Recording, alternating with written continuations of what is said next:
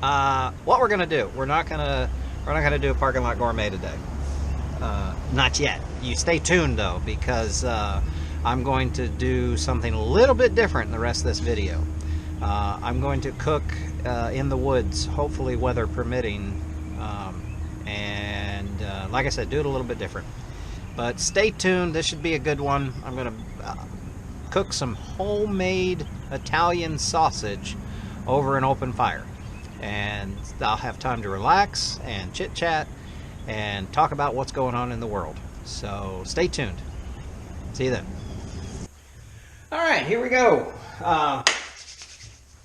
We are going to roast some peppers. Now, I've washed these and dried them off. And all right, basically, there's a couple of ways that you can roast a pepper. One, if you have a gas stove, it's easiest to roast them right on top of here.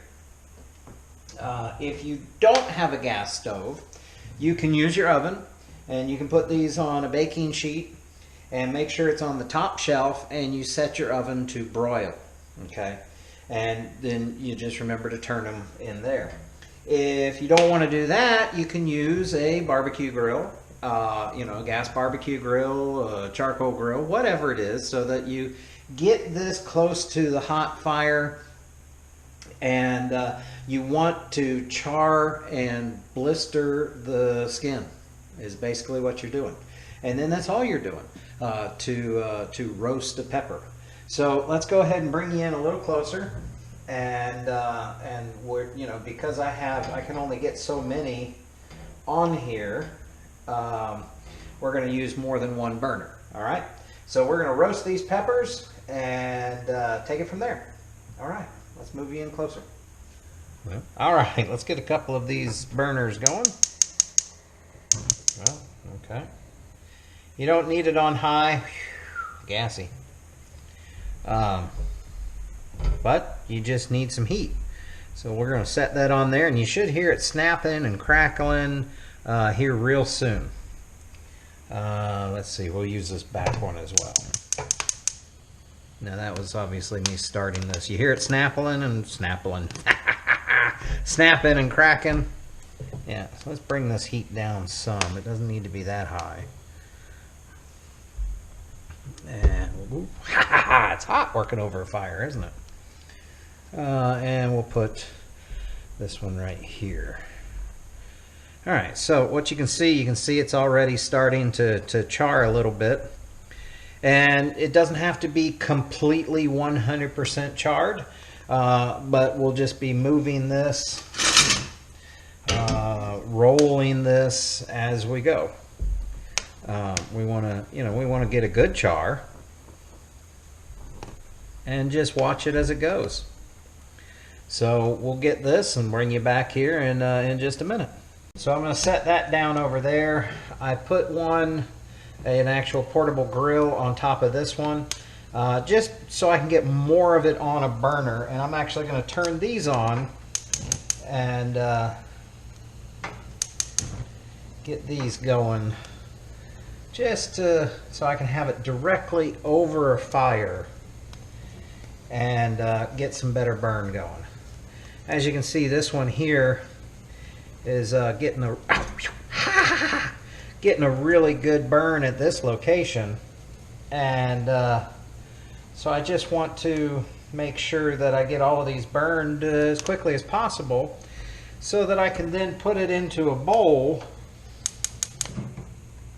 and cover it with some plastic wrap. And what that'll do by covering it with some plastic wrap is it'll give this a little steam so that the skin just peels right off. All right, so man, hot. See, that's working a lot better already.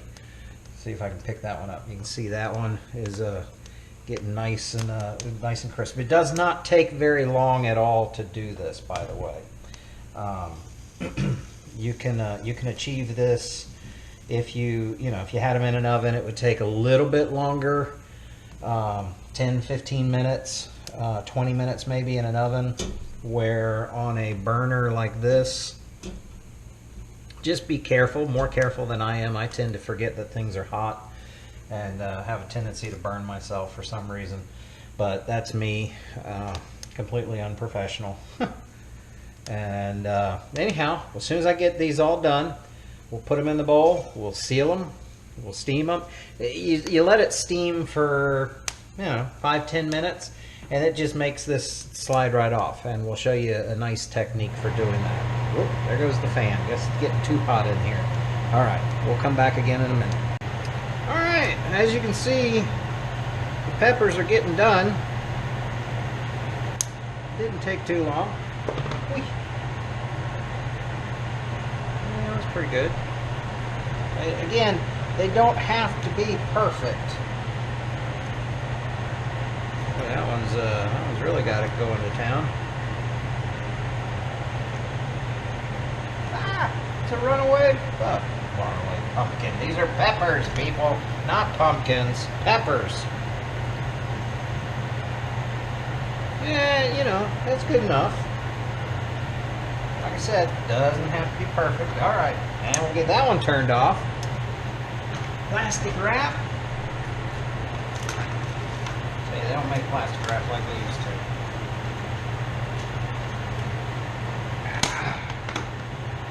This stuff used to cling so good. Seal over the top. Get a good seal so it actually holds that moisture in. You want it to hold the moisture in. And with it holding that moisture in, it'll steam it.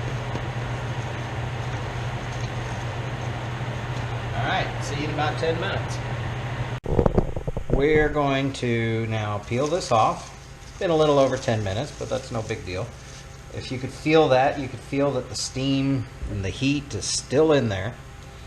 And just to make things a little easier, you pick it up and you just start peeling it with the paper towel. And see how it's coming right off? So by using the paper towel, you don't really want to use cold water or rinse this, because rinsing it, now, in rinsing it, let me go ahead and finish that thought.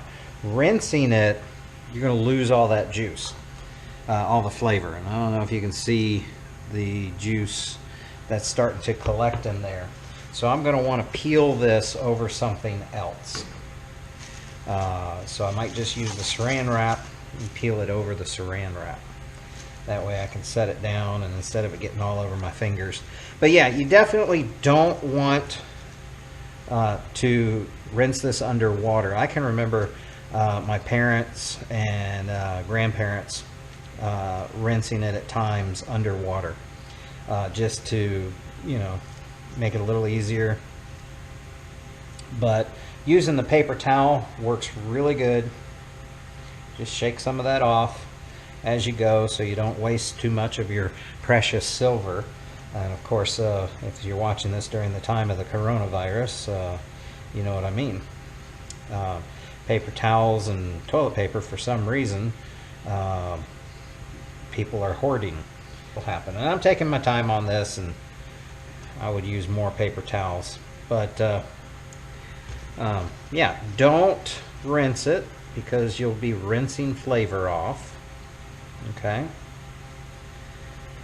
And you get most of it off. Well, darn it.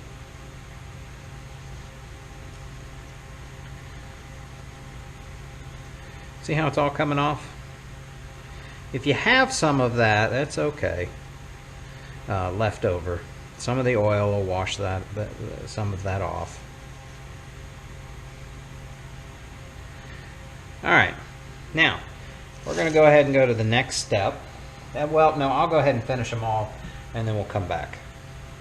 So now you see I have some peppers that have been roasted and skinned, and they're squishy now.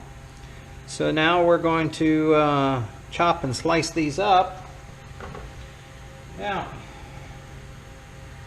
you can do this the same way you would a pepper.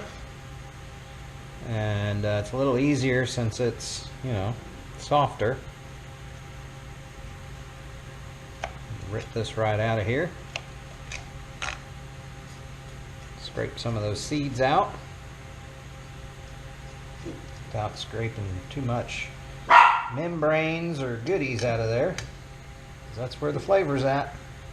And I typically prefer it in slices like this. So that's what I'm going to do. I'm going to slice this just like this. Can you see that? Let's bend it down a little more, I'm sorry. Okay. And I'm just going to slice it.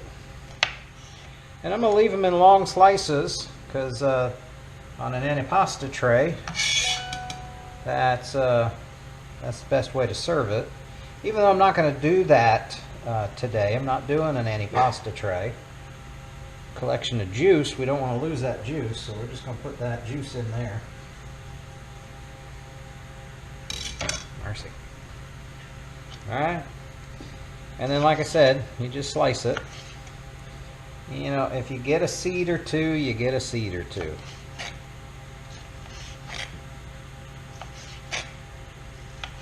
It's not going to be the end of you. Alright, so now going to put that right back into the bowl. I'll slice up the rest of these real quick and bring you back. Okay, now that we have the peppers all sliced up, we're just going to put them right into the casserole dish. Get as much juice in there as we can. We're going to go ahead and put some olive oil over it. At this point, we're not going to put as much as we will. This is just to coat it, seal in some of that flavor. And then typically some garlic salt. A healthy amount of it because there's a strong pepper taste. So this will help to take care of that. Then some home blended Italian seasoning. And we'll just put some of that over it. Not as much, because those are stronger flavors. Believe it or not, those are stronger flavors than garlic. And then just mix it up real good.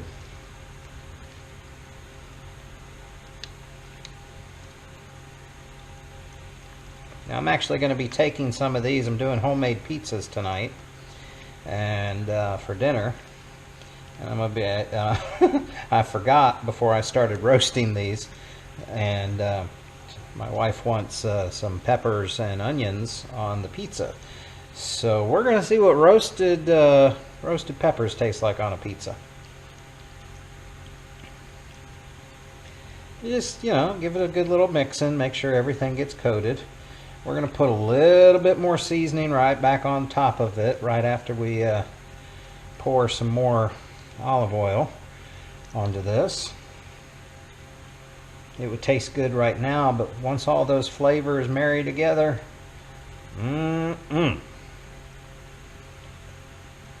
This was usually served on an antipasta tray in lengths, like in a big pie shape, and then it would usually be right next to some fresh tuna. And that was always my favorite, was to get some of this and some tuna. And then there'd usually be some black olives in the center. I'd get some of those. All right, I'm going to rinse this off real quick. Now, that would typically be enough olive oil, but I want it swimming in it. Treading water, kind of. Not necessarily in the deep end. But we want to make sure that olive oil gets in there. Because the beauty of it is tomorrow when I take the peppers out, I'll have a very nice seasoned olive oil, a pepper oil, that I can use on salads and other recipes. So it's okay that you use a lot of it. And as long as you use that pepper oil, I'd say within a week or two, you're alright. This would be a very good, if I had done this the other way, this would be a very good oil to go on your pizza, like on the crust. It'd be delicious. That was one of my father's and grandfather's favorite recipes, And we're going to serve that with homemade sweet Italian sausage. It's going to pair real well with it. I'm thinking about putting some pasta with it. But catch me on the next one, and it'll be the actual prep where I'm out by a fire with the sausage and just reminiscing about the good old days. And all right, stay tuned. Hope you enjoyed that. I forgot to tell you, take the peppers, cover it with either a plastic wrap or an aluminum foil, and refrigerate it. I like to refrigerate it overnight. I like to give it a full good 8 to 12 hours of marinating, and even longer. It's okay. It just really absorbs the flavor and marries and molds and blends together for a great, whether it's an appetizer, like a antipasta, whether it is a condiment on a sandwich, whether it's in addition to, like I'm going to do the sweet Italian sausage, and I'm also going to try it on the pizza. So so cover it with either a plastic wrap or aluminum foil, or if your casserole has a lid, cover it with a lid. Put it in the refrigerator and do your best to keep from snacking on it all night long, and just let it sit, knowing that the longer you let it sit, the better it's going to taste. And you can use this for all kinds of recipes, whatever you would like. It can even be hot peppers if you want. If it's hot peppers, I strongly recommend that you use those paper towels and you do not touch your face after handling the peppers until you have washed them thoroughly with soap and water, because it'll burn. We'll just say that, it'll burn. All right, you can make your own. Anyhow, you know what I'm getting at. Next time, bye.